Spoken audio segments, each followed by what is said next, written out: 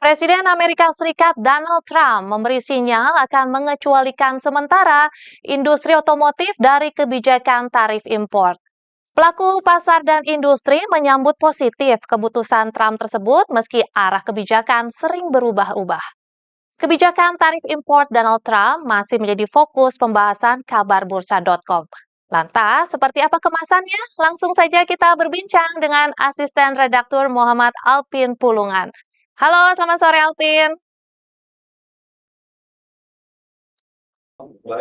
Halo, selamat sore Rati. Iya, Alvin.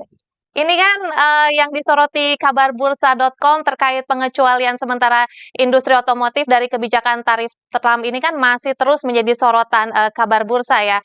Kira-kira apa yang disoroti saat ini?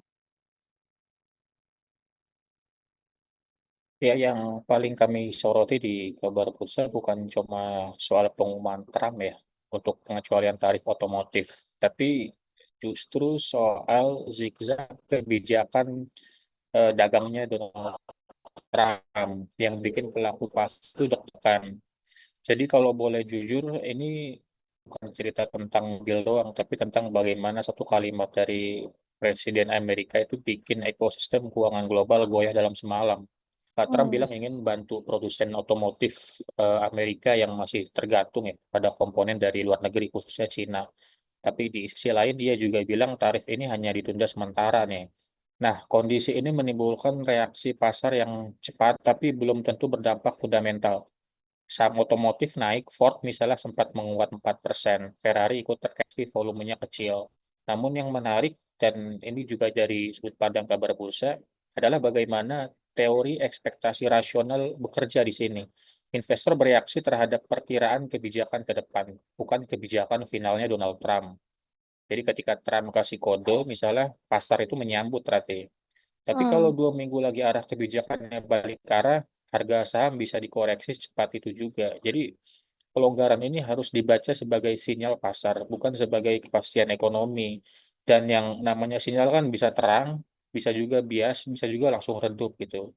Nah, sahabat kabar bursa yang ingin membaca lebih lengkap laporannya bisa kunjungi portal kabarbursa.com.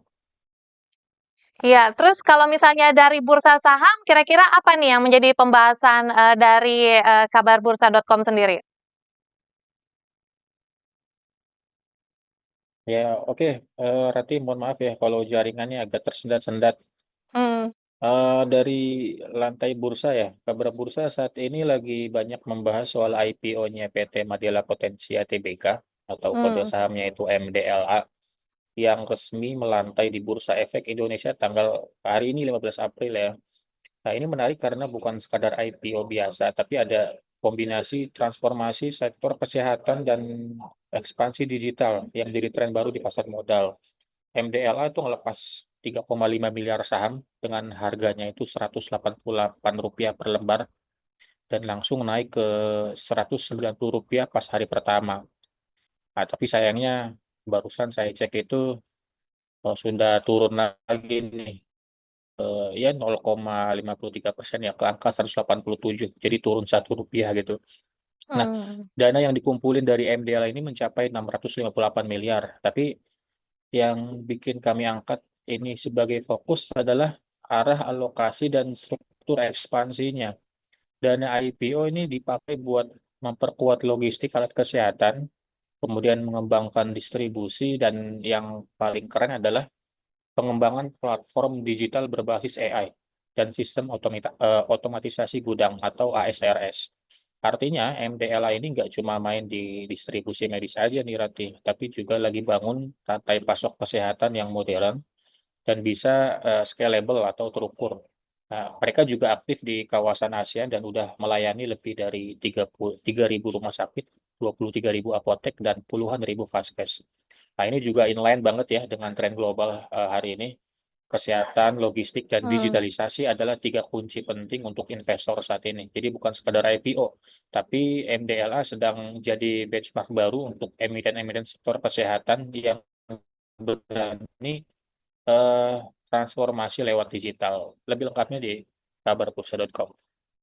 Nah, kira-kira pencarian apa aja sih yang sekarang lagi banyak dicari nih oleh pembaca portal kabar bursa?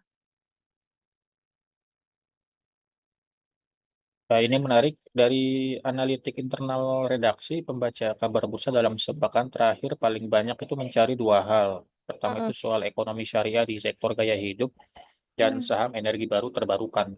Pertama berita tentang kerjasama BSI ya dengan Natasha Group langsung meledak dari sisi traffic.